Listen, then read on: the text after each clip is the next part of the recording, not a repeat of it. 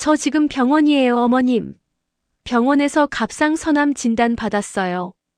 근데 누가 너보고 혼자 다 하라고 하니? 그래도 명절은 준비해야지. 큰 며느리가 빠지면 되겠어? 친척들이 30명이나 온다는데. 전화기로 들려온 시어머님의 목소리였죠. 서연이는 병원에 있는 주차장 차 안에서 휴대폰으로 전화를 했었죠.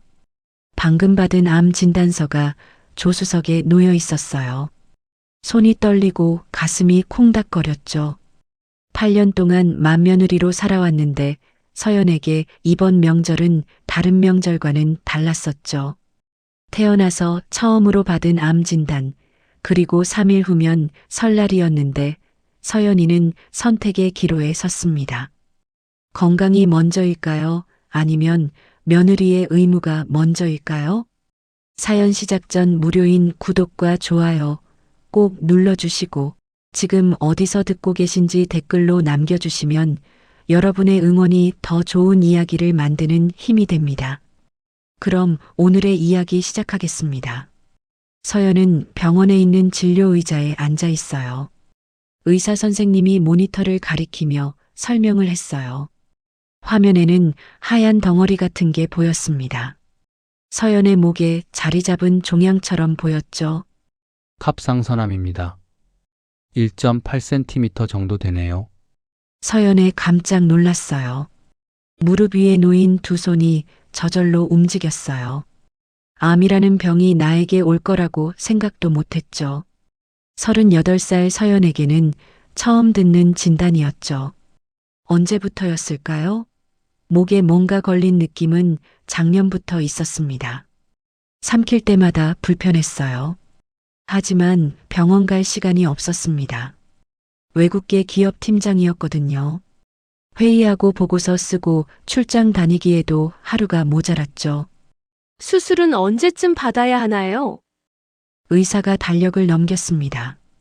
다음 달 중순쯤 일정을 잡을 수 있다고 했어요. 수술 후 2주 정도는 푹 쉬어야 한다고도 했습니다. 서연은 고개를 끄덕였습니다. 진료실을 나와 복도를 걸었어요. 다리에 힘이 없었습니다. 벽에 손을 짚고 한참을 서 있었죠.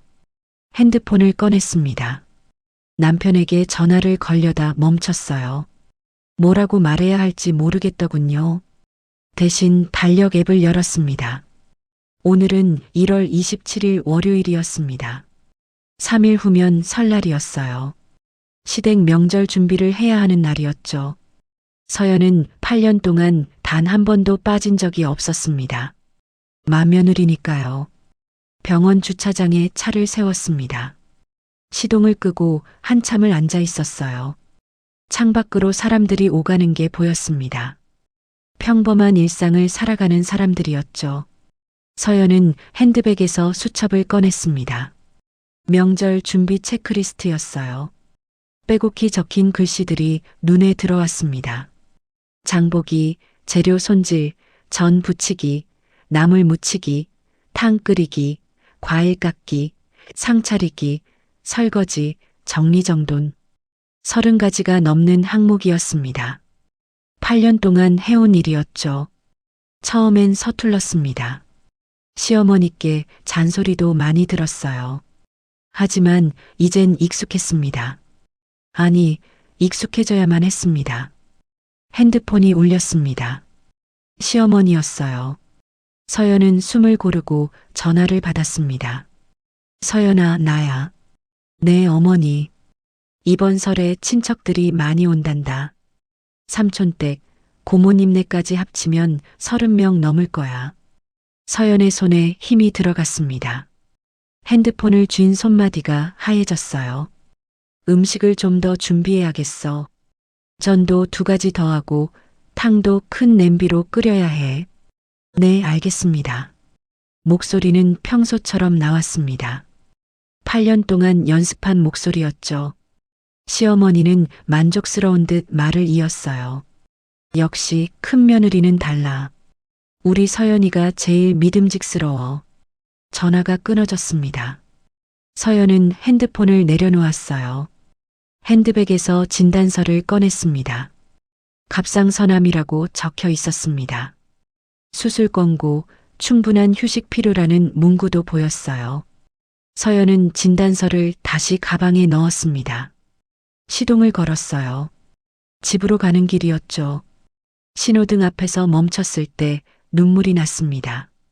참으려 했지만 안 됐어요. 볼을 타고 눈물이 흘러내렸습니다. 암 진단을 받았는데도 제일 먼저 떠오른 생각은 명절이었습니다. 어떻게 음식을 준비하지? 30명 분량이면 재료를 얼마나 사야 하지? 자기 자신이 한심했습니다. 지금 건강이 우선 아닌가요? 수술을 받아야 하는데 왜 명절 걱정을 하고 있는 거죠? 하지만 어쩔 수 없었습니다. 8년 동안 몸에 밴 습관이었거든요. 집에 도착했습니다. 현관문을 열고 들어섰어요. 거실은 조용했습니다. 남편은 아직 퇴근 전이었고 아이는 학원에 있었죠. 소파에 앉았습니다. 핸드백에서 다시 진단서를 꺼냈어요. 한참을 들여다봤습니다. 이번 명절을 어떻게 치러야 할까요? 시어머니께 말씀드려야 할까요? 아니면 그냥 준비해야 할까요? 머릿속이 복잡했습니다. 정리가 안 됐어요. 현관문이 열렸습니다. 남편이 퇴근한 모양이었어요. 서연은 재빨리 진단서를 가방에 넣었습니다. 왔어? 남편이 넥타이를 풀며 거실로 들어왔습니다. 서연의 얼굴을 보더니 고개를 갸웃했어요. 얼굴이 안 좋은데? 어디 아파? 아니, 괜찮아. 좀 피곤해서. 서연은 웃어 보였습니다. 8년 동안 연습한 미소였죠. 남편은 별 의심 없이 방으로 들어갔어요. 서연은 다시 소파에 앉았습니다. 창밖을 바라봤어요. 어둠이 내리고 있었습니다. 말해야 할까요? 말지 말아야 할까요? 서연은 아직 결정하지 못했습니다. 저녁 식사 자리였습니다. 서연은 남편 준호와 마주 앉아 있었어요. 아들 지훈이는 방에서 숙제를 하고 있었죠. 준호가 반찬을 집으며 물었습니다. 병원은 왜 갔어? 어디 아파? 서연은 숟가락을 든 채 멈췄습니다. 말해야 할까요? 입술을 달싹였어요. 목에 뭔가 있대. 검사 결과 나왔어. 뭐래? 별거 아니지? 준호의 목소리는 무심했습니다. 반찬을 계속 먹으며 물었어요. 서연은 준호의 얼굴을 바라봤습니다. 갑상선의 종양이래. 암이고. 준호의 손이 멈췄습니다. 고개를 들어 서연을 봤어요. 눈이 커졌습니다. 뭐? 암? 응. 수술해야 한대. 거실이 조용해졌습니다. 벽시계 소리만 들렸어요. 준호는 숟가락을 내려놓았습니다. 언제? 다음 달 중순쯤. 준호가 한숨을 쉬었습니다. 손으로 얼굴을 문질렀어요. 한참을 그렇게 있다가 입을 열었습니다. 그럼 이번 명절은 어떻게 하지? 서연은 귀를 의심했습니다. 지금 뭐라고 했죠? 명절 이야기를 하는 건가요? 암 진단을 받았다는데 첫 반응이 명절 걱정이었습니다. 당신 괜찮아? 많이 놀랐을 텐데. 준호가 뒤늦게 물었습니다. 하지만 서연은 알았어요. 진심이 아니라는 걸요. 괜찮아. 초기래. 수술하면 완치된대. 그래도 명절은 해야 하는 거 아니야? 서연의 가슴이 철렁했습니다. 예상했던 말이었어요. 8년 동안 수없이 들었던 말이었죠. 우리가 큰 집이잖아. 그리고 너 빠지면 누가 해? 동서들은 요리도 못하고. 서연은 대답하지 않았습니다. 밥맛이 없었어요. 숟가락을 내려놓았습니다. 8년 전이 떠올랐습니다. 서연이 이 집 맏며느리가 된 첫 명절이었죠. 당시 서연은 임신 3개월이었습니다. 입덧이 심했어요. 냄새만 맡아도 속이 울렁거렸죠. 하지만 시어머니는 달랐습니다. 큰 며느리가 솔선수범해야 아우들이 본받지. 임신했다고 빠지면 되겠어? 서연은 그날 새벽 5시에 일어났습니다. 시댁 부엌에서 혼자 음식을 준비했어요. 파 썰다가 토했습니다. 생선 굽다가 어지러워 주저앉았죠. 동서들은 오후에야 왔습니다. 둘째 동서 미정, 셋째 동서 은주, 넷째 동서 소희. 세 사람 모두 하는 둥 마는 둥 요리를 잘못한다고 요리저리 빠지기만 했죠. 언니 수고했어요. 그 말이 전부였습니다. 거실에 앉아 TV를 보거나 핸드폰만 만졌죠.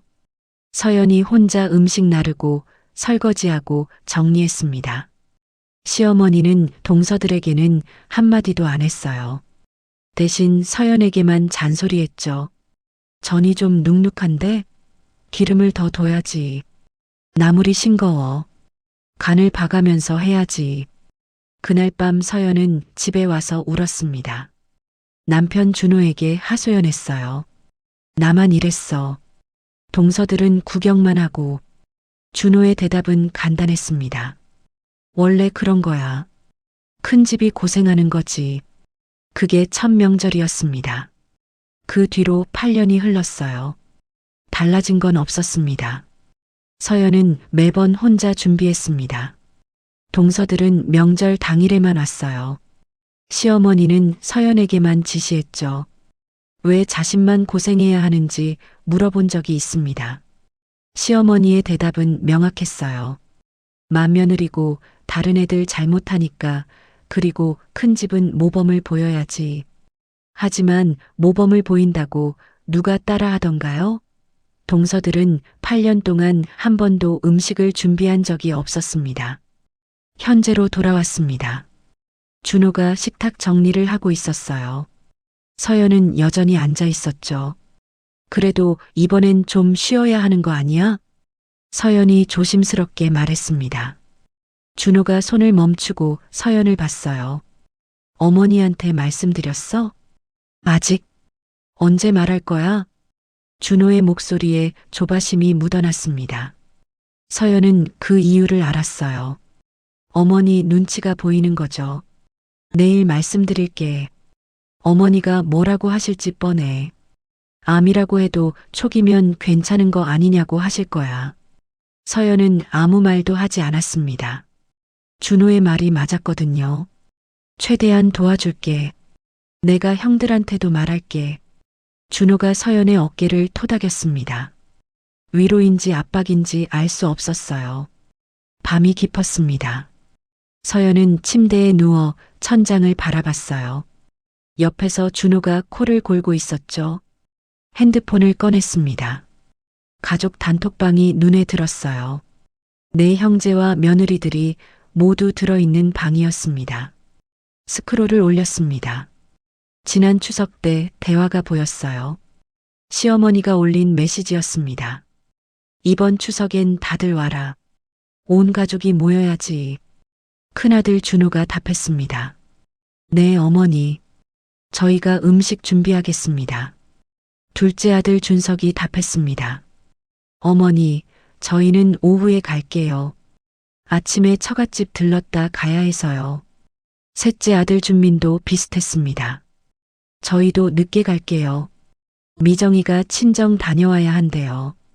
넷째 아들 준우는 짧게 답했습니다. 네, 어머니. 결국 음식 준비는 서연 혼자였습니다.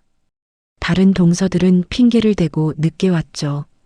서연은 핸드폰을 내려놓았습니다. 한숨이 나왔어요. 8년 동안 단 한 번도 공평했던 적이 없었습니다. 항상 서연만 고생했어요. 처음엔 참았습니다. 맏며느리니까 당연하다고 생각했죠. 하지만 시간이 지날수록 힘들었습니다. 회사 일도 바빴거든요. 팀장이 되고 나서는 더 힘들었어요. 명절마다 연차를 내야 했습니다. 부하 직원들 눈치가 보였습니다. 팀장이 명절 전후로 일주일씩 빠지니까요. 작년 인사고과에서 감점을 받았습니다. 근태 문제였어요. 승진해서 밀렸죠. 그래도 참았습니다. 가족이니까요. 시댁이니까요. 하지만 이번엔 달랐습니다. 암이었어요. 수술을 해야 하는 병이었죠. 그런데도 명절을 준비해야 할까요? 30명 분량의 음식을 혼자 만들어야 할까요? 서연은 눈을 감았습니다. 답이 나오지 않았어요. 옆에서 준호가 뒤척였습니다. 잠꼬대를 했어요. 동생들한테 말해야 하는데 서연은 남편을 바라봤습니다. 자면서도 걱정하는 건 형제들이었어요. 아내가 아니라요. 가슴이 시렸습니다. 8년 동안 누구도 서연을 먼저 생각해 준 적이 없었어요. 시어머니도, 동서들도, 남편도요. 서연은 이불을 덮고 몸을 웅크렸습니다. 목이 아팠어요. 종양이 있는 부분이었죠. 내일 시어머니께 말씀드려야 합니다. 어떤 반응이 나올까요? 서연은 뻔히 알고 있었어요. 그래도 준비해야 한다고 하실 겁니다. 초기 암이면 괜찮다고 하실 거예요. 서연은 한숨을 쉬었습니다. 긴 밤이었어요. 다음 날 오전이었습니다. 서연은 시댁으로 전화를 걸었어요. 심호흡을 하고 통화 버튼을 눌렀죠. 여보세요, 어머니. 서연이구나. 무슨 일이야? 시어머니 목소리는 평소와 같았습니다. 서연은 입술을 적셨어요. 어머니, 말씀드릴 게 있어서요. 뭔데? 명절 준비 때문에? 아니요. 제가 병원 다녀왔는데요. 감기야? 서연은 잠깐 말을 멈췄습니다. 용기를 내야 했어요. 갑상선에 종양이 있대요. 암이래요. 전화기 넘어가 조용해졌습니다. 시어머니가 뭔가 생각하는 것 같았어요. 암? 갑상선암? 네, 수술해야 한대요. 언제? 다음 달 중순이요. 또 침묵이 흘렀습니다. 서연은 가슴이 두근거렸어요. 시어머니가 뭐라고 하실까요? 그럼 이번 명절은 어떻게 하지? 서연의 심장이 쿵 내려앉았습니다. 예상했던 반응이었어요. 제가 좀 쉬어야 할 것 같아서요. 근데 초기잖아. 수술도 다음 달이고. 이번 명절은 할 수 있는 거 아니야? 서연은 말문이 막혔습니다. 어떻게 대답해야 할까요? 지금 몸 상태가 안 좋아요. 의사 선생님이 무리하지 말래요. 명절 음식 정도는 괜찮겠지. 무리하지 말고 조금씩만 하면 되지. 너 8년 동안 잘해왔잖아. 시어머니의 목소리는 단호했습니다. 서연은 손에 땀이 났어요. 근데 이번엔 친척들도 많이 오시잖아요. 30명이나. 그래서 작은 애들도 일찍 오라고 했어. 큰 며느리 가르쳐줘야 하지. 작은 애들은 요리 못하는 거 알잖아. 서연은 아무 말도 못했습니다. 입이 떨어지지 않았어요. 몸조리는 명절 끝나고 해. 일주일만 참으면 되잖아. 암도 초기라며? 네, 초기긴 한데요. 그럼 괜찮아. 요즘은 암 초기는 아무것도 아니래. 걱정 안 해도 된단다. 전화가 끊어졌습니다. 서연은 핸드폰을 무릎 위에 내려놓았어요. 손이 떨렸습니다. 예상했던 반응이었습니다. 하지만 막상 듣고 나니 허탈했어요. 암 진단을 받았다는데 걱정은 명절이었습니다. 며느리 건강은 두 번째였어요. 오후에 회사에 출근했습니다. 팀원들이 모여 있었어요. 기획안 회의 중이었죠. 서연은 자리에 앉았습니다. 노트북을 켰어요. 집중이 안 됐습니다. 팀장님, 괜찮으세요? 신입사원 지은이가 물었습니다. 서연은 고개를 들었어요. 응, 괜찮아. 얼굴이 안 좋으신데요. 피곤해서 그래. 서연은 다시 모니터를 봤습니다. 하지만 글자가 눈에 안 들어왔어요. 퇴근 시간이 됐습니다. 서연은 부장실로 갔어요. 노크를 했죠. 부장님, 잠깐 말씀드릴 게 있습니다. 들어와요. 서연은 책상 앞에 섰습니다. 부장이 서류를 보다가 고개를 들었어요. 명절 전후로 연차 신청하려고요. 또요? 서 팀장, 작년에도 일주일 쉬었잖아요. 가족 행사가 있어서요. 부장이 한숨을 쉬었습니다. 안경을 벗어 닦았어요. 이번 분기 실적이 안 좋아요. 팀장이 자리 비우면 팀원들 사기가 떨어진다고. 죄송합니다. 근데 꼭 가야 해서요. 부장은 서연을 한참 바라봤습니다. 입을 열었어요. 솔직히 말하면 인사고과에 영향 있어요. 작년에도 그랬잖아요. 서연은 고개를 숙였습니다. 알고 있었어요. 알겠습니다. 그래도 신청하겠습니다. 부장이 마우스를 클릭했습니다. 결제 화면이었죠. 승인은 하겠습니다. 근데 생각 좀 해봐요. 매년 이러면 곤란해요. 네, 죄송합니다. 서연은 부장실을 나왔습니다. 복도를 걸으며 한숨을 쉬었어요. 집으로 가는 길이었습니다. 지하철에서 친구 혜진에게 전화가 왔어요. 서연아, 오랜만이다. 잘 지내? 응, 그럭저럭. 목소리 왜 그래? 무슨 일 있어? 서연은 망설였습니다. 혜진은 대학 때부터 친구였어요. 믿을 수 있었죠. 나 갑상선암 진단 받았어. 뭐? 진짜? 응. 근데 이번 주 명절 준비해야 해. 미쳤어? 암인데 왜? 시어머니가 하래. 혜진이 한동안 말이 없었습니다. 그러더니 낮은 목소리로 물었어요. 서연아, 너 8년 동안 매번 혼자 했잖아. 이번엔 안 하면 안 돼? 안 한다고 하기가 어려워. 왜? 당당하게 거절하면 되잖아. 혜진의 말이 서연 가슴에 꽂혔습니다. 왜 거절을 못할까요? 맏며느리니까. 큰 집이니까. 그게 뭐가 중요해? 너 건강이 우선이지. 서연은 대답하지 못했습니다. 혜진이 말을 이었어요. 너 이러다 진짜 큰일 나. 몸 상하면 후회해도 늦어. 전화를 끊고 나서도 혜진의 말이 맴돌았습니다. 거절하면 안 될까요? 이번 한 번만이라도요? 하지만 용기가 나지 않았습니다. 8년 동안 한 번도 거절해 본 적이 없었거든요. 집에 도착했습니다. 현관문을 열고 들어섰어요.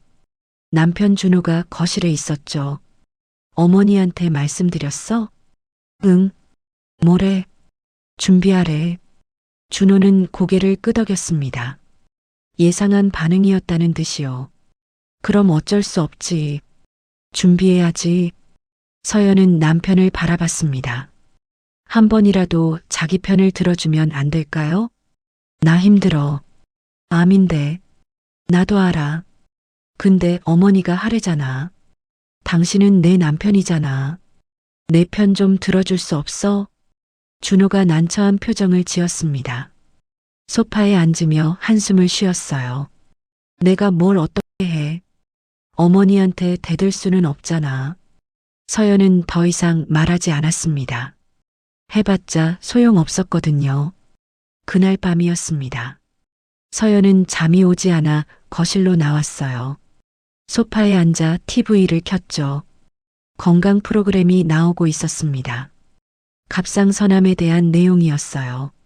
화면에 한 여자가 나왔습니다. 50대쯤 돼 보였어요. 인터뷰를 하고 있었죠. 저는 갑상선암 진단받고도 참았어요. 직장도 다녀야 하고 집안일도 해야 하니까. 그런데 암이 번졌어요. 림프절로요.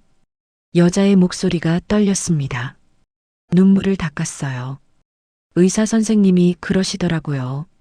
진작 수술했으면 완치됐을 거래요. 이젠 항암 치료 받아야 한대요. 서연은 TV를 뚫어지게 봤습니다. 화면 속 여자가 자기 같았어요. 참으면 안 됩니다. 암은 기다려주지 않아요. 제발 자기 몸 먼저 챙기세요. 여자의 마지막 말이었습니다. 서연은 리모컨을 내려놓았어요. 손이 떨렸습니다. 무서웠거든요. 저 여자처럼 되면 어떡하죠? 서연은 핸드백에서 진단서를 꺼냈습니다. 다시 읽어봤어요. 갑상선암 수술 권고, 충분한 휴식 필요. 의사 선생님 말이 떠올랐습니다. 스트레스 받지 말고 푹 쉬라고 했어요. 그런데 명절 준비를 하면 어떻게 될까요? 30명 분량 음식을 혼자 만들면요? 서연은 눈을 감았습니다. 결정을 내려야 했어요. 이번엔 거절할까요? 아니면 또 참을까요? 새벽 2시였습니다. 서연은 여전히 소파에 앉아 있었어요. 핸드폰을 들었습니다. 메모장을 열었죠. 글을 쓰기 시작했어요. 이번 명절 참석하지 않겠습니다. 글자를 타이핑하는 손가락이 떨렸습니다. 지우고 다시 썼어요. 죄송하지만 몸 상태가 안 좋아서 쉬어야겠습니다. 이것도 지웠습니다. 어떻게 표현해야 할까요?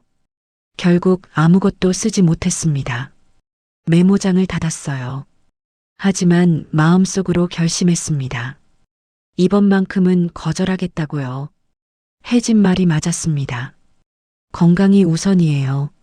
명절보다 중요한 건 자기 목숨이죠. 서연은 다시 침실로 들어갔습니다. 준호는 코를 골며 자고 있었어요. 서연은 조용히 이불을 덮었습니다. 눈을 감았어요.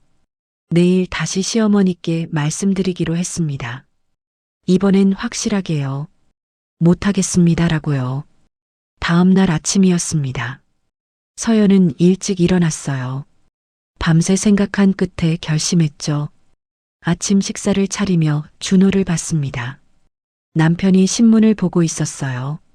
여보, 오늘 어머니께 다시 말씀드릴 거야. 준호가 신문에서 고개를 들었습니다. 미간을 찌푸렸어요. 또, 어제 통화했잖아. 이번엔 확실히 말할 거야. 못한다고. 준호의 표정이 굳었습니다. 신문을 접어 내려놓았어요. 서연아, 생각 좀 해봐. 어머니 섭섭해 하실 거야. 나도 사람이야. 아픈데 어떻게 해? 회사를 퇴근하고 시댁으로 차를 몰았어요. 직접 말씀드리기로 했거든요. 시댁 현관문을 열고 들어갔습니다. 시어머니가 거실에 계셨어요. TV를 보고 계셨죠? 어머니 왔습니다. 서연이 왔어? 무슨 일이야? 시어머니가 자리에서 일어났습니다. 부엌으로 가더니 과일을 깎아왔어요. 앉아. 사과 먹어. 서연은 소파에 앉았습니다. 손을 꼭 쥐었어요. 심호흡을 했죠. 어머니 말씀드릴 게 있어서요. 응, 말해봐. 이번 명절이요. 제가 정말 몸이 안 좋아서요. 시어머니의 손이 멈췄습니다. 사과를 깎던 칼을 내려놓았어요. 어제 전화했잖아. 괜찮다며? 의사 선생님이 무리하지 말래요. 스트레스 받으면 안 된대요. 명절 음식 만드는 게 무슨 스트레스야. 매년 하던 건데. 서연은 입술을 깨물었습니다. 용기를 내야 했어요. 저도 사람이에요. 암 진단 받았는데 쉬어야죠. 시어머니의 얼굴이 굳었습니다. 목소리가 차갑게 변했어요. 너 지금 무슨 소리 하는 거야? 못하겠어요. 이번엔 동서들 보고 하라고 하세요. 시어머니가 소파에서 일어났습니다. 팔짱을 끼웠어요. 8년 동안 잘해오다가 갑자기 왜 이래? 요즘 암 초기는 병도 아니래. 그렇게 대단한 병이야? 서연은 믿을 수 없었습니다. 암이 대단하지 않다고요? 초기잖아. 수술하면 낫는다며. 그 정도로 명절도 못하겠다고? 어머니, 저도 힘들어요. 힘든 건 다 똑같아. 나도 며느리 시절엔 죽는 줄 알았어. 시어머니가 소파에 다시 앉았습니다. 서연을 똑바로 봤어요. 근데 참았어. 가족이니까. 맏며느리니까. 너도 참아야지. 서연의 눈에 눈물이 맺혔습니다. 고개를 숙였어요. 동서들한테 부탁해보세요. 셋이나 있잖아요. 시어머니가 코웃음을 쳤습니다. 그 애들이 뭘 해? 요리도 못하는데. 네가 가르쳐줘야 하지. 저도 처음엔 못했어요. 하다 보니까 된 거예요. 그래, 맞아. 하다 보니까 되는 거지. 그러니까 이번에는 네가 가르쳐주면서 하면 되지. 서연은 더 이상 말할 수 없었습니다. 가슴이 답답했어요. 생각 좀 해봐. 친척들 다 오는데 오지 말라고 해. 시어머니의 목소리는 단호했습니다. 서연은 고개를 들었어요. 제 건강은 안 중요하세요? 당연히 중요하지. 근데 수술만 하면 괜찮고 명절은 코앞인데 어쩌라고. 서연은 일어섰습니다. 더 있어봤자 소용없었어요. 생각해 보겠습니다. 뭘 생각해? 해야지. 내가 안 오면 누가 해? 서연은 대답하지 않았습니다. 현관으로 향했어요. 서연아. 시어머니가 뒤에서 불렀습니다. 서연은 멈춰 섰어요. 아이고, 8년 동안 잘해오다가. 서연은 문을 열고 나왔습니다. 눈물이 흘렀어요. 차에 올라타 핸들을 잡았습니다. 한참을 그렇게 앉아 있었죠. 핸드폰이 울렸습니다. 가족 단톡방이었어요. 시어머니가 메시지를 올렸더군요. 큰 며느리가 이번 명절 못한다네. 몸이 아파서 못한다고 하니 이번에는 너희들이 알아서 준비해라. 바로 답장들이 달렸습니다. 둘째 아들 준석이었어요. 형수님, 몸 괜찮으세요? 셋째 아들 준민도 물었습니다. 병원 다녀오셨어요? 서연은 답장을 쳤습니다. 갑상선암 진단 받았어요. 단톡방이 잠시 조용해졌습니다. 그러다 둘째 며느리 미정이 답했어요. 언니, 그럼 제가 뭘 도와드릴까요? 서연은 핸드폰을 뚫어지게 봤습니다. 뭘 도와주겠다고요? 8년 동안 한 번도 도와준 적 없으면서요. 이번엔 동서가 준비해주세요. 메시지를 보냈습니다. 한참 후에 답이 왔어요. 저는 요리를 못해서요. 언니가 옆에 없으면 아무것도 못해요. 셋째 며느리 은주도 답했습니다. 저도 요리 경험이 없어요. 언니가 그래도 제일 잘하시니까. 넷째 며느리 소희는 더 간단했습니다. 저희 애가 어려서요. 손이 많이 가거든요. 서연은 핸드폰을 내려놓았습니다. 역시나였어요. 아무도 도와주지 않을 거였습니다. 남편 준호에게서 전화가 왔습니다. 받지 않았어요. 다시 걸려왔죠. 어쩔 수 없이 받았습니다. 어머니한테 다녀왔다며? 응. 왜 그렇게 말했어? 어머니가 화나셨어. 나 아픈데 당연한 거 아니야? 형제들 단톡방에 다 알려졌어. 분위기 안 좋아. 서연은 한숨을 쉬었습니다. 내가 잘못한 거야? 아니, 잘못한 건 아닌데. 타이밍이 안 좋잖아. 타이밍? 암 진단이 타이밍을 가려. 준호는 한동안 말이 없었습니다. 그러더니 조심스럽게 말했어요. 그냥 이번에는 그냥 하자. 마지막이라고 생각하고. 서연은 전화를 끊어버렸습니다. 더 이상 듣고 싶지 않았거든요. 집으로 돌아오는 길이었습니다. 신호등에 걸렸을 때 옆차를 봤어요. 가족이 타고 있었습니다. 아빠, 엄마, 아이 둘. 모두 웃고 있었어요. 서연은 그 모습을 한참 바라봤습니다. 저런 게 가족인가요? 웃고 있는 가족이요. 자기 가족은 달랐습니다. 서연이 힘들어도 아무도 신경 쓰지 않았어요. 집에 도착했습니다. 준호는 아직 퇴근 전이었어요. 아들 지훈이만 있었죠. 엄마 왔어? 지훈이가 방에서 나왔습니다. 중학교 2학년이었어요. 응, 숙제 다 했어? 응. 엄마, 아까 할머니한테 전화 왔어. 서연의 몸이 굳었습니다. 뭐래? 설날에 꼭 오래. 엄마 없으면 안 된대. 지훈이의 얼굴에 걱정이 묻어났습니다. 엄마, 할머니가 화난 것 같던데. 무슨 일 있어? 아니야. 아무것도 아니야. 서연은 방으로 들어갔습니다. 침대에 앉았어요. 핸드폰을 꺼냈습니다. 병원 앱을 열었죠. 진료 기록을 다시 봤습니다. 갑상선암 1.8cm 수술 필요 괄호 금지. 괄호 금지라고 적혀 있었습니다. 명절 준비는 과로가 아닌가요? 친구 혜진에게 전화를 걸었습니다. 혜진이 받았어요. 서연아, 어떻게 됐어? 못하겠다고 했어. 근데 시어머니가 해야 한대. 미쳤네. 암 환자한테 뭐하래? 동서들도 못한대. 요리 못한대. 말도 안 돼. 8년 동안 언니만 한 거잖아. 혜진의 목소리에 분노가 섞여 있었습니다.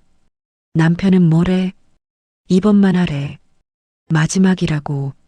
서연아, 진지하게 물을게. 너 정말 할 거야? 서연은 대답하지 못했습니다. 모르겠었거든요. 안 하면 어떻게 돼? 네 없이 제사를 못 지낼까봐? 그게 두려워. 그래도 제사는 지내야 하니까. 그게 걱정이 돼서 그래. 혜진이 한숨을 쉬었습니다. 서연아, 이번에 안 하면 앞으로도 안 해도 돼. 근데 이번에 또 하면 평생 해야 해. 그 말이 가슴에 와닿았습니다. 혜진 말이 맞았어요. 생각해봐. 내 건강이 먼저야. 가족은 나중이고. 전화를 끊었습니다.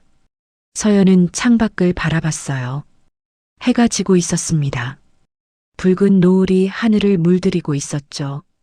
서연은 결정을 내려야 했습니다. 지금 당장요.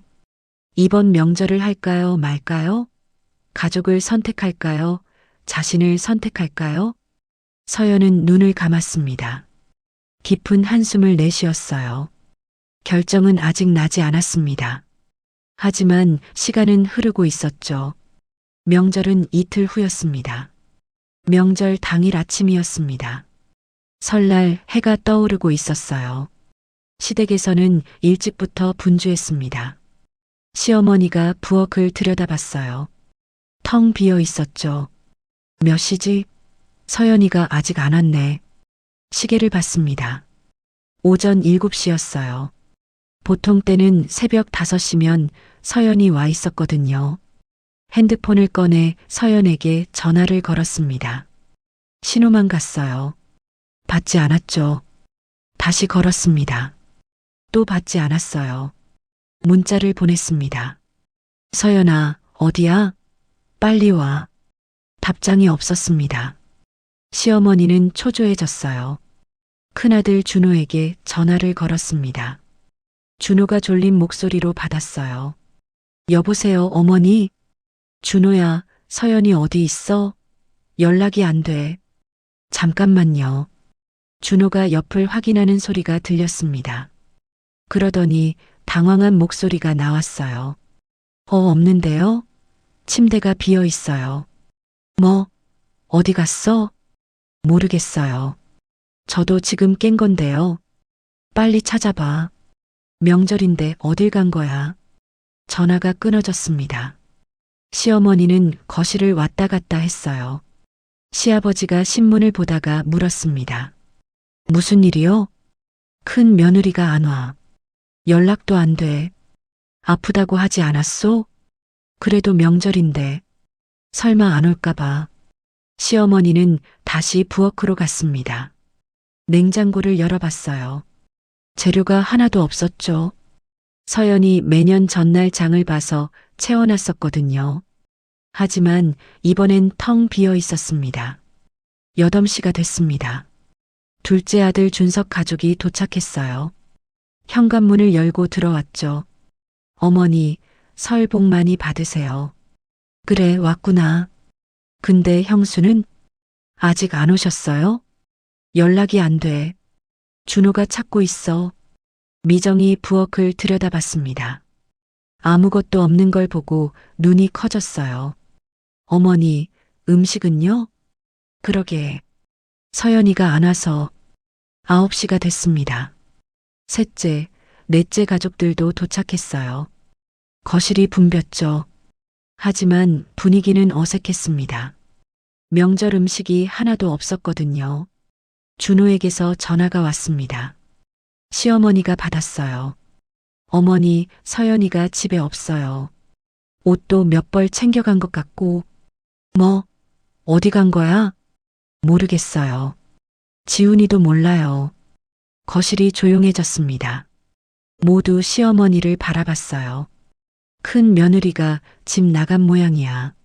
내 아들이 놀란 표정을 지었습니다. 며느리들도 서로 눈치를 봤죠. 그때 시어머니 핸드폰에 알림이 떴습니다. 가족 단톡방이었어요.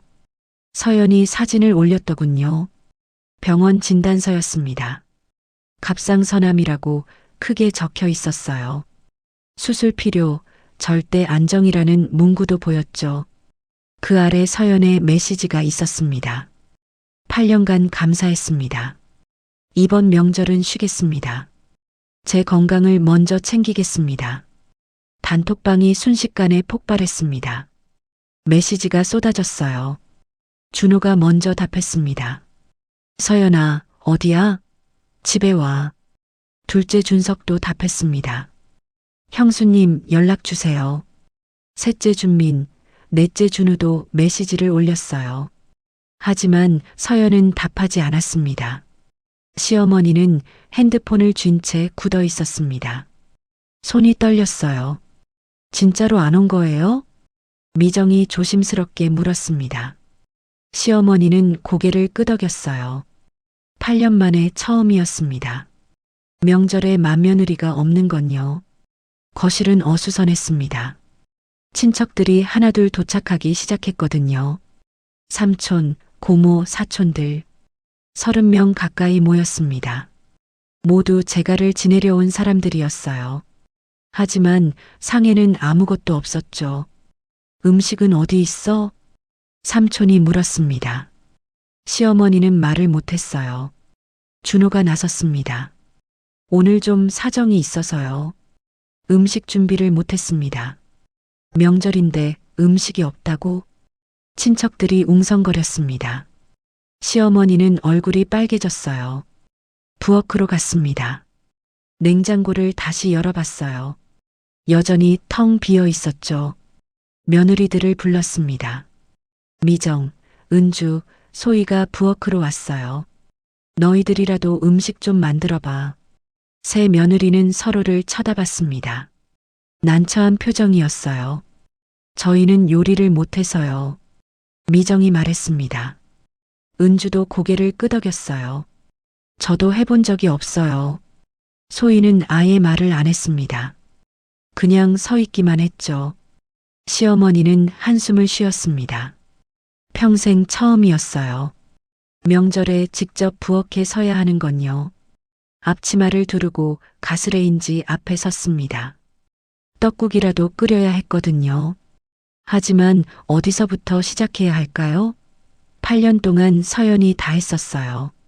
재료 찾는 것부터 막막했습니다. 준호가 마트로 나갔습니다. 급하게 재료를 사왔어요. 시어머니는 서툰 손길로 떡국을 끓이기 시작했습니다. 하지만 쉽지 않았어요. 물이 넘쳤습니다. 간도 맞지 않았어요. 떡이 눌어붙었죠. 거실에서는 친척들이 기다리고 있었습니다. 배고픈 표정들이었어요. 준석의 아내 미정이 전을 부쳐보려 했습니다.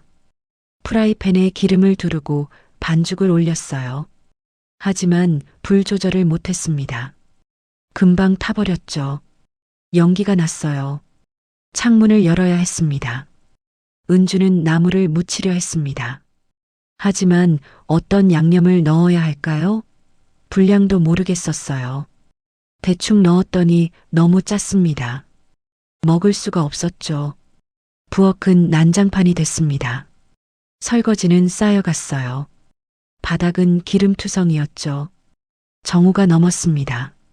겨우 떡국 하나를 완성했어요. 전도 몇 개 건졌죠. 하지만 30명이 먹기엔 턱없이 부족했습니다.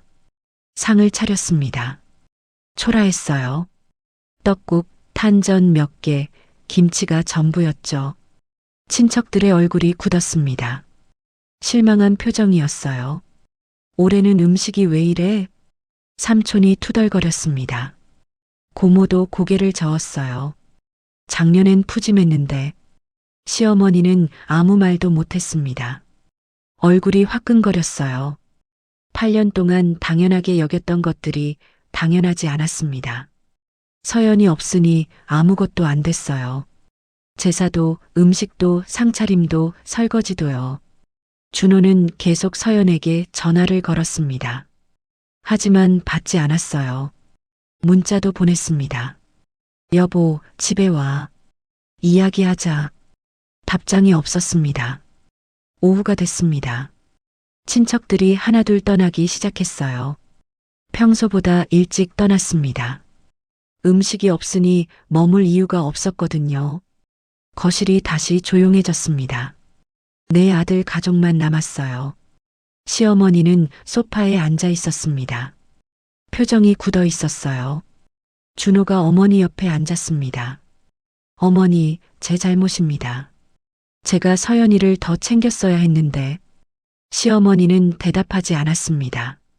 그냥 창밖을 바라봤어요. 8년이었습니다. 8년 동안 서연이 혼자 다 했었어요. 장 보고, 재료 손질하고, 음식 만들고, 상 차리고, 설거지하고, 정리하고, 그 많은 일을 혼자서요. 시어머니는 이제야 알았습니다. 서연이 얼마나 고생했는지요. 당연한 줄 알았습니다. 맏며느리니까 해야 한다고 생각했어요. 하지만 당연한 건 없었습니다. 저녁이 됐습니다. 아들 가족들도 하나둘 떠났어요. 준호만 남았습니다. 어머니 옆에 앉아 있었죠. 서연이 어디 있을까요? 모르겠다. 전화를 안 받으니 병원일까요? 아마도. 준호는 고개를 숙였습니다. 죄책감이 밀려왔어요. 제가 더 챙겼어야 했는데 시어머니는 여전히 말이 없었습니다. 밤이 깊어갔습니다. 텅 빈 시댁은 쓸쓸했어요. 부엌에는 설거지가 쌓여 있었습니다. 거실상에는 남은 음식이 놓여 있었죠. 시어머니는 부엌으로 갔습니다. 설거지를 시작했어요. 물에 손을 담그는데 차가웠습니다. 겨울물이었죠. 서연이는 8년 동안 이 찬물에 손을 담갔을까요? 혼자서요? 설거지를 하며 시어머니는 생각했습니다. 자신이 며느리였던 시절이 떠올랐어요. 30년 전이었죠. 그때도 똑같았습니다. 맏며느리라고 혼자 다 했었어요. 힘들었습니다. 서러웠죠. 그때 시어머니한테 한이 맺혔었어요. 그런데 자신도 똑같이 했습니다. 서연에게요. 접시가 손에서 미끄러졌습니다. 바닥에 떨어져 깨졌어요. 시어머니는 주저앉았습니다. 깨진 접시를 바라봤어요. 눈물이 났습니다. 미안해. 서연아, 미안해. 작은 목소리였습니다. 부엌에만 울렸죠. 그날 밤 시댁은 조용했습니다. 하지만 무언가 깨졌어요. 8년 동안 쌓아온 당연함이었습니다. 서연은 병원 복도를 걷고 있었습니다. 작은 가방 하나만 들고 왔어요. 명절 전날 밤에 집을 나왔었죠. 준호와 지훈이 잠든 사이에요. 메모만 남겼습니다. 병원에 있을게. 걱정 마. 응급실로 갔습니다. 당직 의사에게 사정을 이야기했어요. 갑상선암 환자인데 집에서 쉴 수가 없다고요. 의사는 입원을 권했습니다. 정밀 검사도 받을 겸 명절 동안만이라도 푹 쉬라고 했어요. 1인실이었습니다. 창가 쪽 침대에 누웠어요. 조용했습니다. 복도에서 간호사 발소리만 들렸죠. 핸드폰을 껐습니다. 전화가 올 게 뻔했거든요. 천장을 바라봤습니다. 흰색이었어요. 아무 생각도 나지 않았습니다. 그저 편안했습니다. 8년 만에 처음 느끼는 평화였어요. 새벽 5시가 됐습니다. 평소 같으면 시댁 부엌에 서 있을 시간이었죠. 하지만 지금은 침대에 누워 있었습니다. 아무것도 안 해도 됐어요. 죄책감이 밀려왔습니다. 지금쯤 시댁은 난리가 났겠죠. 하지만 후회는 없었습니다. 아침이 밝았습니다. 간호사가 들어와 혈압을 쟀어요. 잘 주무셨어요? 네, 오랜만에 푹 잤어요. 얼굴이 좀 밝아 보이시네요. 간호사가 웃으며 나갔습니다. 서연은 창밖을 봤어요. 햇살이 들어오고 있었습니다. 맑은 날이었어요. 핸드폰을 켰습니다. 알림이 터졌어요. 부재중 전화 53통, 문자 메시지 127개. 대부분 준호였습니다. 시어머니, 동서들 것도 있었어요. 하나씩 읽어봤습니다. 준호의 문자였습니다. 어디야? 집에 와. 제발 연락 좀 해줘. 미안해. 내가 잘못했어. 시어머니 문자도 있었습니다. 서연아, 전화 받아라. 명절인데 어떻게 이럴 수 있니? 마지막 문자는 달랐습니다. 미안하다. 서연은 핸드폰을 내려놓았습니다. 답장하지 않았어요. 오전 검사 시간이었습니다. 초음파실로 갔어요. 담당 의사가 목을 살펴봤습니다. 모니터를 가리키며 설명했죠. 스트레스를 많이 받으셨나 봐요. 종양 주변에 염증이 있네요. 그럼 수술은요? 예정대로 다음 달에 하시면 됩니다. 근데 그 전까지 절대 무리하시면 안 돼요. 네, 알겠습니다. 검사실을 나오는데 누군가 기다리고 있었습니다. 친구 혜진이었어요. 서연아. 혜진이 달려와 안아줬습니다. 서연은 그제야 울음이 터졌어요. 잘했어. 정말 잘했어. 혜진이 등을 토닥였습니다. 한참을 그렇게 서 있었죠. 병실로 돌아왔습니다. 혜진이 과일을 깎아줬어요. 집에서 연락 많이 왔지? 응. 안 받았어. 잘했어. 조금만 더 버텨. 근데 죄책감이 들어. 명절인데 내가 없으니까. 혜진이 사과를 건네며 말했습니다. 서연아, 너 없으면 안 되는 명절이 뭐가 중요해?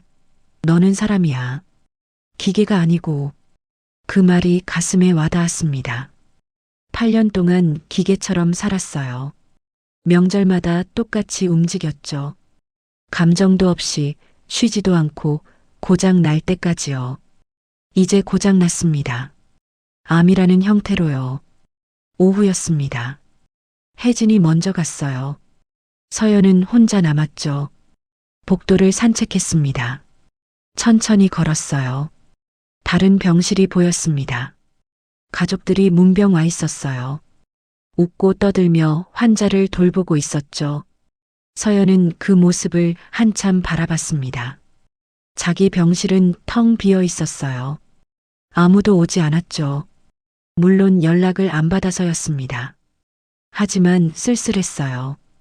병실로 돌아왔습니다. 침대에 누웠어요. 핸드폰을 다시 봤습니다. 또 전화가 와 있었어요. 이번엔 시아버지였습니다. 서연은 멈칫했습니다. 시아버지는 8년 동안 전화를 거의 안 하셨거든요. 통화 버튼을 눌렀습니다. 여보세요, 아버님. 서연이냐? 시아버지 목소리는 낮았습니다. 평소처럼 무뚝뚝했어요. 네, 아버님. 몸은 어떠냐? 괜찮습니다. 고생했다. 미안하다. 건강이 먼저다. 그 말들이 얼마나 듣고 싶었는지 몰랐습니다. 저녁 시간이었습니다. 병원 식사가 나왔어요. 죽이었습니다. 흰죽에 반찬 몇 가지였죠.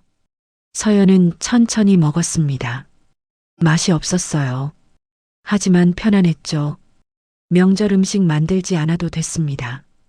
설거지도 안 해도 됐어요. 그저 환자로 누워 있으면 됐죠. 밤이 됐습니다. 병실 불을 껐어요. 창밖으로 도시 불빛이 보였습니다. 핸드폰을 다시 켰습니다. 문자를 읽어봤어요. 준호가 또 보낸 게 있었습니다. 미안해. 내가 너무 몰랐어. 용서해줘.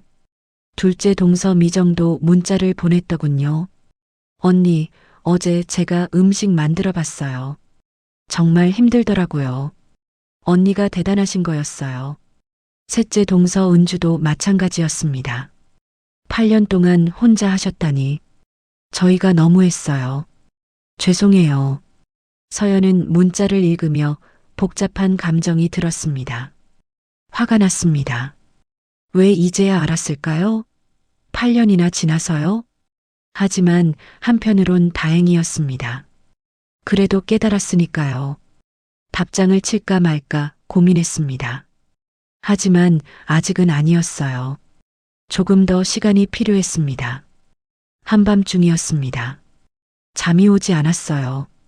복도로 나갔습니다. 자판기에서 따뜻한 음료를 뽑았죠. 창가에 서서 밖을 내다봤습니다. 명절 연휴라 거리가 한산했어요. 차도 별로 없었죠? 지금쯤 시댁은 어떨까요? 모두 잠들었을까요? 준호는 혼자 걱정하고 있을까요? 지훈이는요? 미안했습니다. 가족을 두고 나온 게요. 하지만 어쩔 수 없었어요. 자신을 지켜야 했거든요. 8년 동안 참았습니다. 8년 동안 희생했어요. 이제는 자기 차례였습니다. 뒤에서 소리가 났습니다. 돌아보니 나이 든 여자 환자였어요. 잠이 안 오세요? 네, 좀요. 저도요. 수술 앞두니까 불안해서요. 두 사람은 나란히 창가에 섰습니다. 무슨 병이세요? 갑상선암이요. 아, 저도요. 다음 주에 수술이에요. 여자가 웃었습니다. 서로 비슷한 처지였죠. 가족들은 많이 걱정하시죠? 글쎄요. 제 경우는 좀 복잡해서요. 서연은 자초지종을 이야기했습니다. 8년간의 명절, 맏며느리로서의 고생, 그리고 이번 결정까지요. 여자는 고개를 끄덕이며 들었습니다. 잘하셨어요. 네. 건강 잃으면 끝이에요. 가족도 소용없어요. 여자가 창밖을 바라보며 말했습니다. 저는 늦었어요. 참다가 암이 번졌거든요. 이미 3기예요. 서연의 가슴이 철렁했습니다. 의사가 그러더라고요. 진작 쉬었으면 이렇게까지 안 됐을 거래요. 근데 전 참았어요. 가족 때문에요. 여자의 목소리가 떨렸습니다. 후회해요. 왜 진작 나를 챙기지 않았을까? 가족은 건강한 내가 있을 때만 소중히 여기더라고요. 서연은 아무 말도 못했습니다. 당신은 현명하세요. 지금 선택하신 거요. 늦기 전에요. 여자가 서연을 바라봤습니다. 눈이 따뜻했어요. 두 사람은 한참 동안 말없이 서 있었습니다. 병실로 돌아왔습니다. 침대에 누웠어요. 여자의 말이 계속 맴돌았습니다. 늦기 전에 선택했다. 그 말이 맞았습니다. 자신은 아직 초기였어요. 수술하면 완치됐죠. 하지만 계속 참았으면 어땠을까요? 저 여자처럼 됐을까요? 서연은 눈을 감았습니다. 이번 선택을 후회하지 않기로 했어요. 자기 자신을 선택한 거였으니까요. 8년 만에 처음으로요. 밖에서 새벽 종소리가 들렸습니다. 어느새 명절 아침이었어요. 서연은 병원 침대에 누워 있었습니다. 혼자였지만 편안했습니다. 죄책감도 있었지만 후회는 없었어요. 이제 달라질 겁니다. 가족도 자신도요. 서연은 그렇게 믿었습니다. 긴 밤이 지나가고 있었습니다. 입원 5일째였습니다. 서연은 병실 창가에 앉아 책을 읽고 있었어요. 검사 결과가 나왔습니다. 다행히 암이 번지지 않았어요. 수술 일정도 잡혔죠. 2주 후였습니다. 복도에서 소란스러운 소리가 났습니다. 여러 사람이 오는 것 같았어요. 문이 열렸습니다. 서연은 고개를 돌렸어요. 시어머니가 서 있었습니다. 그 뒤로 시아버지, 준호, 4명의 동서들까지 모두 왔더군요. 서연은 책을 내려놓았습니다. 얼어붙은 것처럼 움직이지 못했어요. 들어와도 되겠니? 시어머니가 조심스럽게 물었습니다. 평소와 다른 목소리였어요. 네, 들어오세요. 가족들이 병실로 들어왔습니다. 모두 손에 뭔가 들고 있었어요. 준호가 제일 먼저 다가왔습니다. 손을 잡았어요. 미안해. 정말 미안해. 목소리가 떨렸습니다. 눈이 빨갛게 충혈되어 있었어요. 괜찮아. 서연이 작게 답했습니다. 준호는 한참을 손을 잡고 있었죠. 시어머니가 침대 옆으로 왔습니다. 들고 온 보온 도시락을 탁자에 놓았어요. 서연아, 내 어머니. 시어머니는 입을 열었다 다물었습니다. 뭔가 말하려는데 쉽지 않은 것 같았어요. 미안하다. 정말 미안해. 목소리가 갈라졌습니다. 시어머니의 눈에 눈물이 맺혔어요. 8년 동안 너만 고생시켰구나. 나는 몰랐어. 아니, 알면서도 모른 척했어. 서연의 눈시울도 뜨거워졌습니다. 당연한 줄 알았어. 맏며느리니까 해야 한다고 생각했지. 근데 틀렸더라. 시어머니가 서연의 손을 잡았습니다. 주름진 손이 떨리고 있었어요. 내가 없으니까 그제야 보이더라. 내가 얼마나 많은 일을 했는지, 우리가 얼마나 무심했는지. 미정이 앞으로 나왔습니다. 눈물을 닦으며 말했어요. 언니, 저도 미안해요. 8년 동안 구경만 했어요. 언니가 힘들어도 모른 척 했어요. 은주도 고개를 숙였습니다. 저희가 너무했어요. 언니 혼자 다 하는 거 알면서도 편하게만 있었어요. 소희는 울먹이고 있었습니다. 말을 제대로 못했어요. 시아버지가 앞으로 나왔습니다. 평소에 과묵하신 분이었죠. 며느리, 내가 진작 나섰어야 했다. 내가 고생하는 거 뻔히 알면서 모른 척했어. 미안하다. 낮고 무거운 목소리였습니다. 진심이 담겨 있었어요. 준석, 준민, 준우도 차례로 사과했습니다. 모두 고개를 숙이고 있었죠. 병실이 조용해졌습니다. 흐느끼는 소리만 들렸어요. 시어머니가 보온 도시락을 열었습니다. 김이 모락모락 피어올랐어요. 미역국이었습니다. 내가 직접 끓여봤어. 30년 만에 처음이야. 서연은 도시락을 바라봤습니다. 미역국 색깔이 진했어요. 정성이 들어간 게 보였죠. 인터넷 찾아보면서 만들었어. 며느리 몸조리 음식이라고. 참기름도 넣고 소고기도 넣고. 시어머니의 목소리가 떨렸습니다. 맛은 모르겠다. 처음 만들어봐서. 근데 정성은 가득 담았어. 서연은 숟가락을 들었습니다. 손이 떨렸어요. 한 숟가락 떠서 입에 넣었습니다. 짭짤했어요. 간이 좀 센 편이었죠. 하지만 따뜻했습니다. 정말 따뜻했어요. 맛있어요, 어머니. 진심이었습니다. 맛보다 마음이 느껴졌거든요.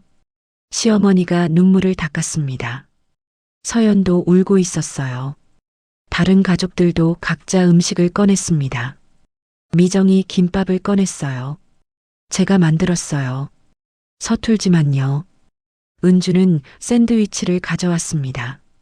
언니가 빨리 나으시라고 정성껏 만들었어요. 소희는 과일을 예쁘게 담아왔더군요. 병실 탁자가 음식으로 가득 찼습니다.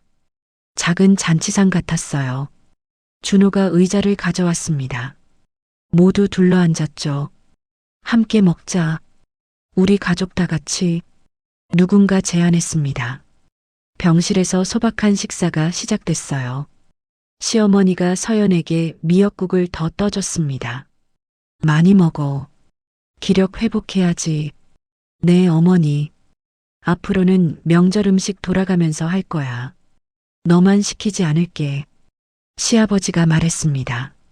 큰 집만 하는 게 말이 안 되지. 내 집이 번갈아 가며 해야지. 동서들도 고개를 끄덕였습니다. 저희도 배울게요. 언니한테 가르쳐 달라고 할게요. 미정이 말했습니다. 은주와 소희도 동의했어요.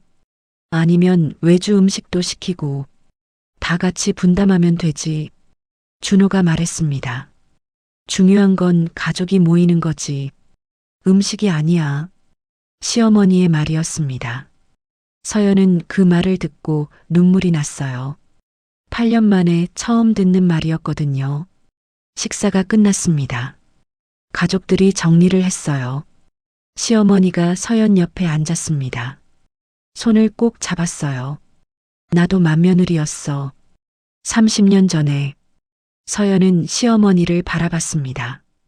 그때도 똑같았어. 혼자 다 했지. 힘들었어. 서러웠고 시어머니의 눈가에 주름이 깊어졌습니다. 근데 내가 참았으니까 너도 참아야 한다고 생각했어. 그게 전통이고 질서라고 배웠거든. 잘못된 생각이었어. 내가 당했다고 너한테도 똑같이 하면 안 되는 거였어. 시어머니가 서연의 손을 두 손으로 감쌌습니다. 내가 용기 내줘서 고마워. 아프고 힘든데도 거절해줘서. 그래서 우리가 깨달았어. 서연은 말을 할 수 없었습니다. 목이 메었거든요. 이제 달라질 거야. 약속할게. 두 사람은 한참을 손을 잡고 있었습니다. 오후가 됐습니다. 가족들이 하나둘 돌아갈 준비를 했어요. 시어머니가 일어서며 말했습니다. 빨리 나와서 집에 와. 기다릴게. 네, 어머니. 근데 무리하지 마. 건강 먼저야. 알겠습니다. 가족들이 병실을 나갔습니다. 준호만 남았어요. 나도 미안해. 진짜로. 알아. 앞으로 잘할게. 약속해. 준호가 서연을 안았습니다. 서연도 남편을 안았어요. 한참 후 준호도 떠났습니다. 회사에 가야 했거든요. 서연은 혼자 남았습니다. 병실을 둘러봤어요. 탁자에는 빈 도시락들이 놓여 있었습니다.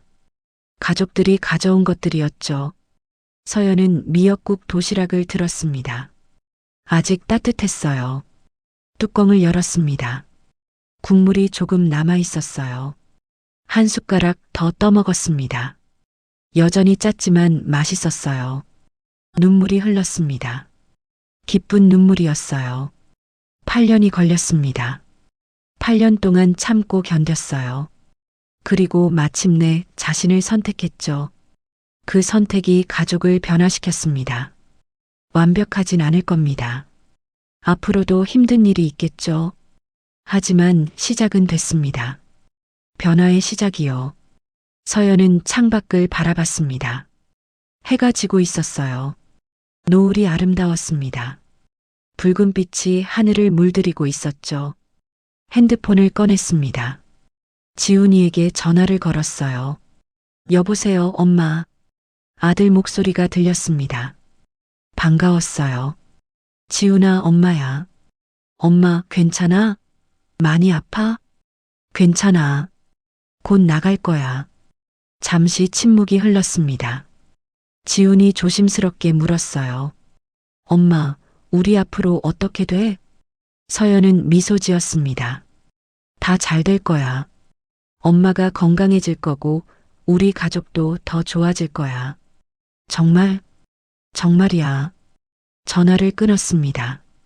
서연은 침대에 누웠어요. 몸이 편안했습니다. 마음도 가벼웠어요. 수술은 2주 후였습니다. 무섭지 않았어요. 이제 자신을 먼저 생각할 겁니다. 가족도 그걸 이해했어요. 서연은 눈을 감았습니다. 깊은 잠이 찾아왔어요. 평화로운 잠이었습니다. 밤이 깊어갔습니다. 병실은 조용했어요. 하지만 무언가 시작됐습니다. 새로운 가족의 모습이요. 서로를 존중하고 배려하는 가족이었습니다. 긴 여정이 끝나가고 있었어요. 6개월이 지났습니다. 여름이 왔어요. 서연은 거울 앞에 서 있었습니다. 목에 손을 가져갔어요. 수술 자국이 있었습니다. 가느다란 선이었죠. 아물긴 했지만 흉터는 남았어요.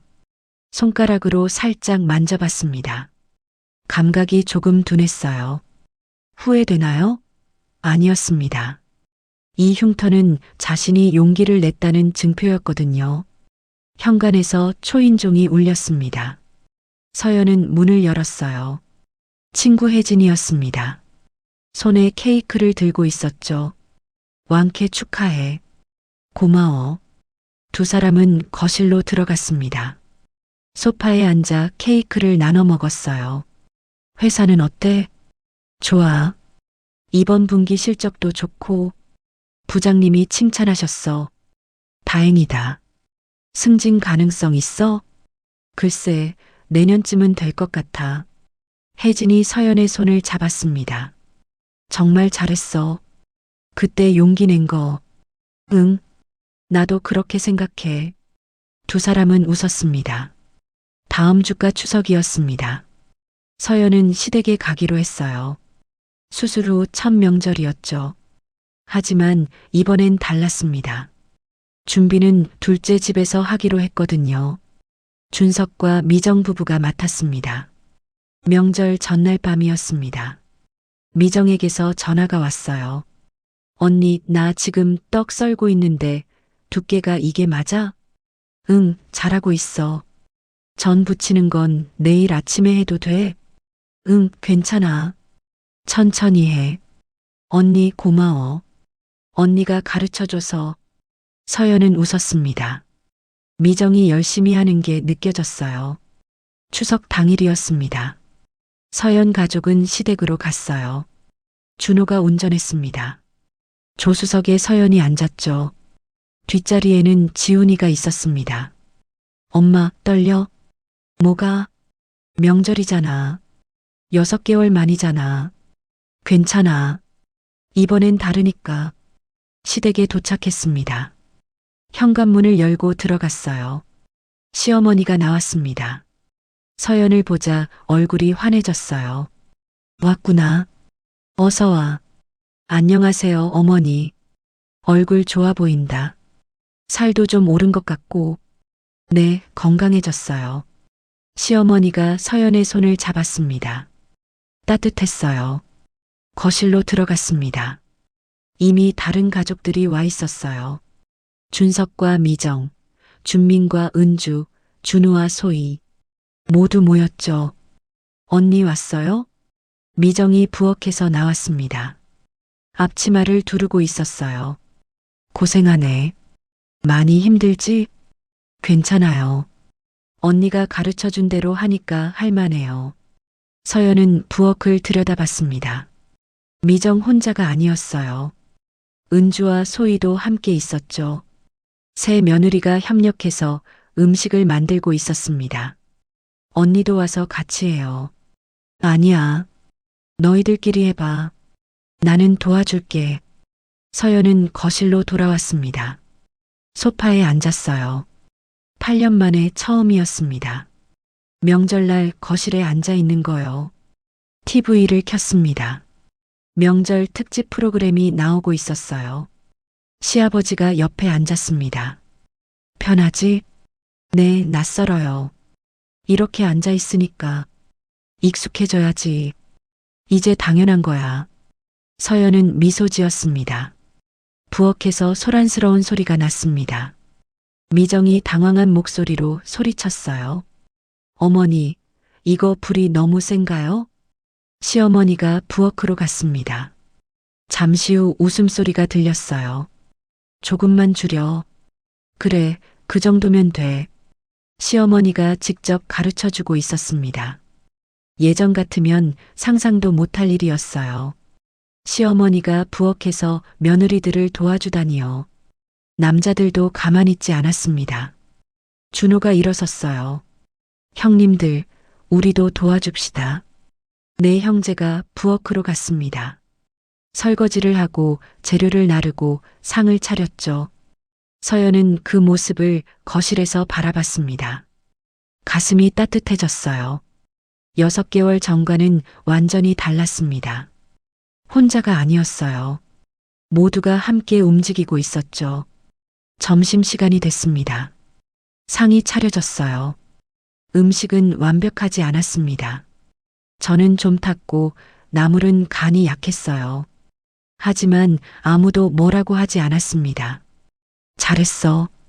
처음인데 이 정도면 대단한 거야. 시아버지가 말했습니다. 시어머니도 고개를 끄덕였어요. 다들 고생했어. 맛있게 먹자. 가족이 둘러앉아 식사를 했습니다. 대화가 오갔어요. 웃음소리도 났죠. 서연은 한 숟가락 떠먹으며 생각했습니다. 이게 명절이구나. 음식보다 가족이 모이는 게 중요한 거구나. 식사 후 설거지 시간이었습니다. 미정이 일어서려는데 시어머니가 말렸어요. 너희들은 쉬어. 내가 할게. 시어머니가 부엌으로 갔습니다. 서연도 따라 일어났어요. 어머니, 제가 도와드릴게요. 아니야. 너는 쉬어. 오늘은 내가 손님이야. 손님이라는 말에 서연의 눈시울이 뜨거워졌습니다. 8년 동안 한 번도 들어본 적 없는 말이었거든요. 시어머니 혼자 설거지를 시작했습니다. 서연은 거실로 돌아왔어요. 소파에 앉아 TV를 봤습니다. 진짜로 쉬고 있었어요. 지훈이가 옆에 왔습니다. 엄마, 신기하지? 뭐가? 할머니가 설거지 하시는 거 처음 보는 것 같아. 그래, 엄마도 처음 봐. 앞으로 계속 이럴까? 아마도 달라졌으니까. 지훈이가 엄마 어깨에 기댔습니다. 서연은 아들 머리를 쓰다듬었어요. 오후가 됐습니다. 가족들이 거실에 모여 있었어요. 시어머니가 과일을 깎아왔습니다. 서연 앞에 놓았죠. 먹어. 고맙습니다, 어머니. 시어머니가 서연 옆에 앉았습니다. 서연아, 고마워. 뭐가요? 내가 용기 내줘서. 그래서 우리가 변할 수 있었어. 서연은 시어머니 손을 잡았습니다. 저도 감사해요. 이해해 주셔서. 두 사람은 미소 지었습니다. 저녁이 됐습니다. 가족들이 하나둘 떠날 준비를 했어요. 다음 명절은 셋째 집이 맞기로 했습니다. 은주가 긴장한 표정으로 물었어요. 언니, 저도 잘할 수 있을까요? 물론이지.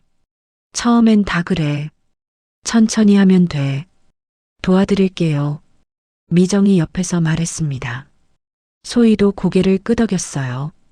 우리 셋이서 같이 하면 되잖아. 서연은 동서들을 바라봤습니다. 달라진 모습이었어요. 이제 혼자가 아니었습니다. 함께하는 가족이었죠. 집으로 돌아오는 길이었습니다. 차 안이 조용했어요. 준호가 운전하면서 말했습니다. 오늘 어땠어? 좋았어. 정말 좋았어. 나도. 이게 진짜 명절 같더라. 서연은 창밖을 바라봤습니다. 달이 밝았어요. 집에 도착했습니다. 침실로 들어갔어요. 거울 앞에 섰습니다. 목에 흉터를 만졌어요. 준호가 뒤에서 안았습니다. 후회 안 해? 하나도. 다행이야. 서연은 거울 속 자신을 바라봤습니다. 달라져 있었어요. 눈빛이 달랐죠. 6개월 전보다 강해져 있었습니다. 자신을 선택할 수 있는 사람이 됐어요.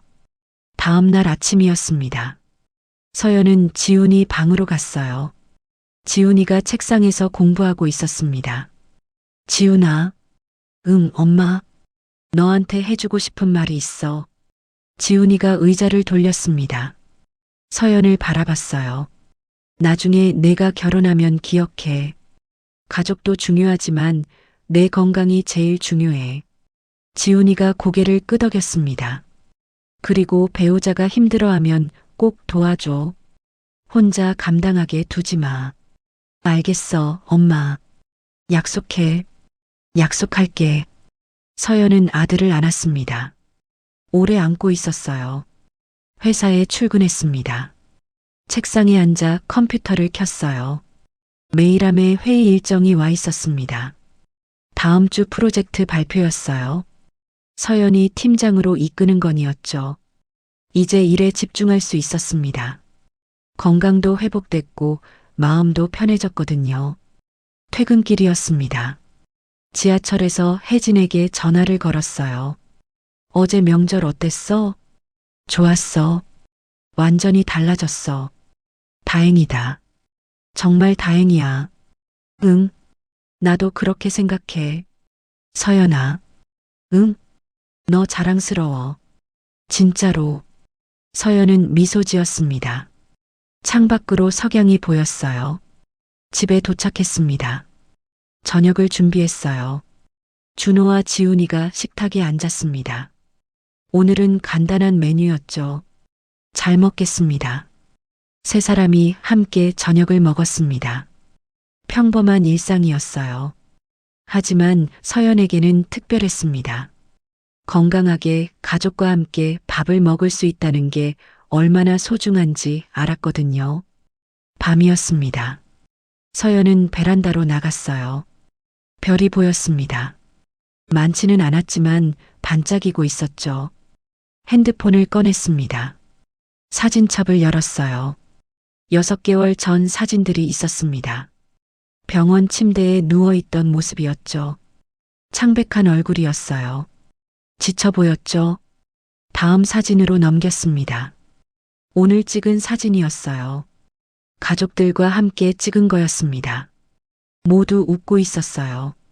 서연도 환하게 웃고 있었죠. 6개월 만에 많은 게 변했습니다. 자신도 변했고 가족도 변했어요. 완벽하진 않았습니다. 앞으로도 힘든 일이 있을 거예요. 하지만 이제 혼자가 아니었습니다. 함께하는 가족이 있었죠. 그리고 무엇보다 자신을 먼저 생각할 줄 아는 사람이 됐습니다. 서연은 하늘을 올려다봤습니다. 달이 밝았어요. 마음이 편안했습니다. 후회도 없었죠. 이 선택이 옳았다는 걸 알았어요. 자기 자신을 선택한 거였으니까요. 서연은 미소 지으며 속으로 말했습니다. 이제 괜찮아. 정말 괜찮아. 오늘의 이야기 어떠셨나요? 구독과 좋아요로 응원해주세요. 주인공을 위한 따뜻한 댓글도 부탁드립니다.